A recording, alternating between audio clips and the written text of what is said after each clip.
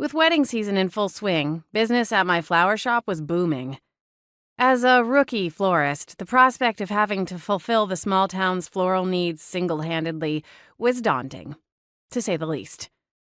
I'd hired an assistant to take some of the pressure off my shoulders, but, well, let's just say it wasn't working out quite the way I'd planned. In just 2 excruciating weeks, she'd managed to flood the walk-in cooler, break the coffee machine, and total my brand-new delivery van. Lizzie Hartwell was a sweet, well-meaning girl with an interest in floral design, an easy smile, and, until a week ago, a clean driving record. I was new to being the boss lady and hadn't yet found a gentle way to let her go. At the same time, summer was here, and I was in desperate need of an extra set of hands to help get me through the wedding season, regardless of how clumsy they might be.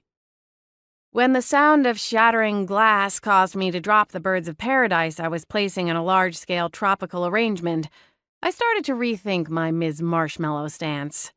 "Sorry," Lizzie called from the front of the shop. "Another one bites the dust," Gwen said from her place at the front counter. She was snooping through the computer that pulled local and online orders.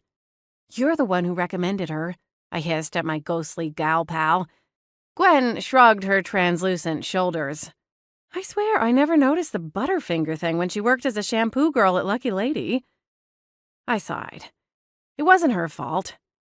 As Beechwood Harbor's gossip queen, she buzzed through my flower shop on a daily basis to see who was sending flowers to whom, and why. Then she carried the scoop back to the Lucky Lady salon, where the primo gossip percolated.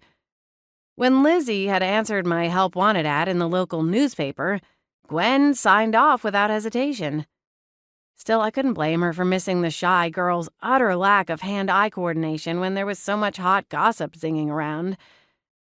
No, at the end of the day, hiring Lizzie had been my call, and I'd have to live with it, at least until I could woman up and let her go. Or until she burned the shop down and I no longer needed an assistant. I closed my eyes and rubbed my forehead. Is it really too much to ask that we go one day without something ending up broken? "I don't think so," Gwen said, drifting away from the computer. She doesn't know the meaning of rhetorical. Doing my best to keep the irritation out of my voice, I called, "Everything okay out there?" "Yeah, I'll get it all cleaned up right away," came the frantic reply. I drew in a slow, cleansing breath. When I hired an assistant, I didn't realize I needed to have padding installed on the floors. I also didn't think that she'd be assisting me by putting my van in the body shop for a week, I whispered to Gwen. Gwen offered a sympathetic frown. She means well. I opened my eyes and gave a slight nod. I know. That's what makes it so hard to get rid of her. Not to mention you're super swamped right now.